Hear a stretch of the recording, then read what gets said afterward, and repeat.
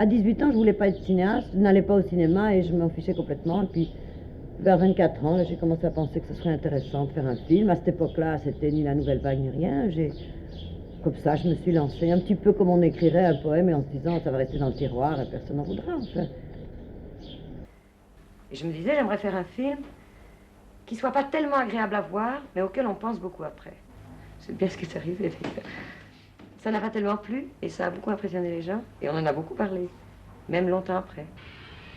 C'est-à-dire que La Pointe Courte a été fait en 1954, et la Nouvelle Vague a éclaté en 58. Donc, simplement, dans les faits historiques, c'est un film précurseur. J'étais peut-être une des premières à dire qu'il fallait tourner pas cher, vite, en toute liberté d'expression, et essayer de casser un petit peu le réalisme des films de l'époque, que je connaissais mal d'ailleurs, mais que je n'aimais pas.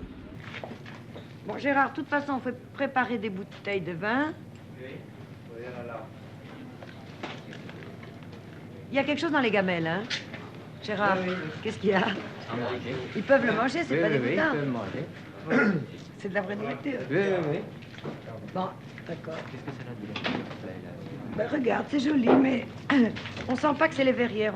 Oh là là, mais on a pas plus. Là, mais tout en haut. Merci, très bien. Celui du haut, je vois ce que c'est l'ambiance, je vais la faire. Tu vois ce que c'est. Gérard, dégage. Venez, dégage. Dégage. Nous sommes là. Helga, Gérard, ceux qui ont rien à faire devant. Moi, je fais du cinéma tout le temps, tout le temps. Alors, je fais pas toujours des tournages, et je fais beaucoup de films qu'on ne voit pas ou qu'on voit peu, mais je fais tout le temps du cinéma. Et d'ailleurs, faire du cinéma, c'est aussi se promener, regarder d'une certaine façon, c'est rencontrer des gens, c'est quelquefois s'asseoir au bord de la mer, c'est quelquefois méditer, c'est quelquefois tout ça. Tout ça, ça amène à avoir des projets, pas toujours écrits. Ça amène à penser à un cinéma qui serait vivace et vivant. Qu'est-ce que vous voulez qu'on parle de cinéma? C'est ça que je vous explique depuis un moment. C'est déphasé, c'est pas le cinéma. Il y a des fois, c'est juste le fait d'avoir filmé des gens vivants dans un cadre vivant. C'est un rapport humain, c'est pas une esthétique. Alors je veux bien avoir fait une évolution personnellement entre mes premiers films et mes derniers, vous comprenez? Parce que je veux faire un cinéma qui est forme de cinéma. Mais il y a une partie du cinéma qui échappe à toute esthétique, à toute discussion. Il y a une partie du cinéma qui est simplement de garder dans une boîte. C'est exactement comme la photographie, des choses vraies, des gens qui sont contents de se retrouver. Cinéma vérité. Non, c'est pas le cinéma vérité, c'est le cinéma souvenir. Je fais pas beaucoup de différence quand même entre ma vie de cinéaste et ma vie. Je veux dire, j'ai jamais eu l'intention de faire une carrière comme un grand cinéaste, justement. Je n'ai jamais pensé. C'est pas par modestie, mais c'est parce que ça m'intéresse pas. J'ai pas envie d'être Orson Welles, j'ai pas envie d'être François Truffaut. Je veux dire, j'ai envie d'être moi faisant du cinéma. Et comme une vie de femme ne s'articule pas comme une vie d'homme, heureusement, je pense que c'est beaucoup plus intéressant de vivre ma vie de cinéaste en même temps que ma vie de femme. Ça veut dire que, effectivement, par exemple, les enfants, ben, ils sont avec moi, ils sont là où ils sont. Je travaille à la maison le maximum. Je suis contente de vivre dans la même maison que Jacques, de travailler dans la même maison que lui. C'est-à-dire que je ne fais pas un choix entre travail et métier, ce qui avait toujours été proposé quand Madame de Staël disait que la gloire est, qu'est-ce qu'elle disait, l'ombre du bonheur, ou je sais pas quoi, et l'ombre éclatante du bonheur pour les femmes. Oui. C'est faux, cette idée qu'il faut devenir un monstre pour travailler, un monstre femme pour travailler, c'est tout à fait faux. Il faut trouver une façon de travailler femme.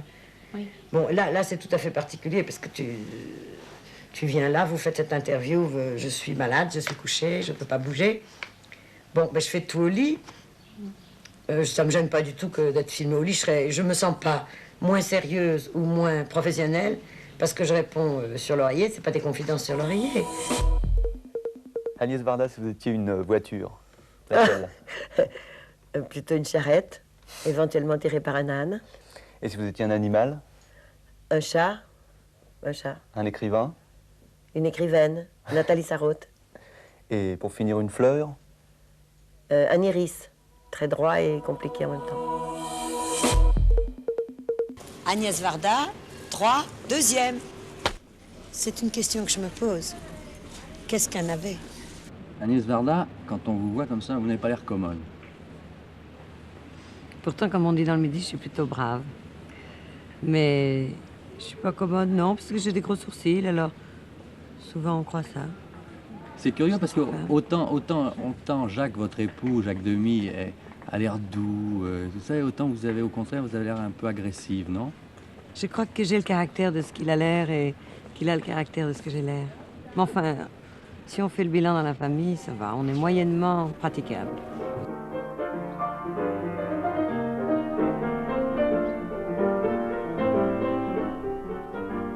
Ici, on fait du cinéma dans tous les coins. De l'autre côté de la cour travaille Agnès Varda, la femme de Jacques Demy, l'auteur de Cléo de 5 à 7 et du Bonheur. Aujourd'hui, elle termine avec Michel Piccoli le tournage de son dernier film, Les Créatures. Ça fait Edgar, tu te retournes et tout de suite, dès que tu te retournes, il faut que ça change. Bon. Prêt? Moteur? Edgar?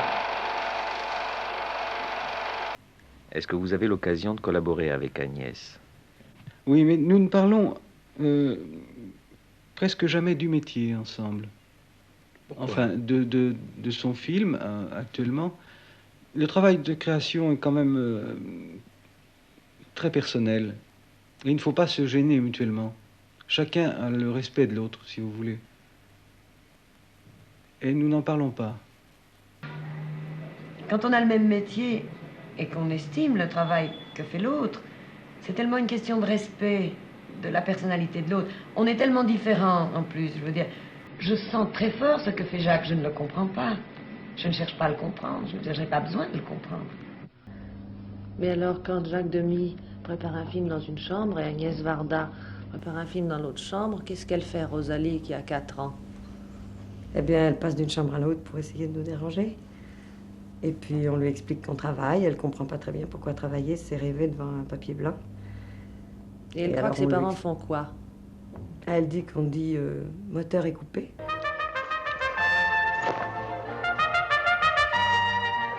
Coupe. C'est 12. Moi, je me suis souvent demandé. Quand j'ai lu le livre de Miller, La même chose avec moi. Je voudrais que ce soit. Je vais te gâter.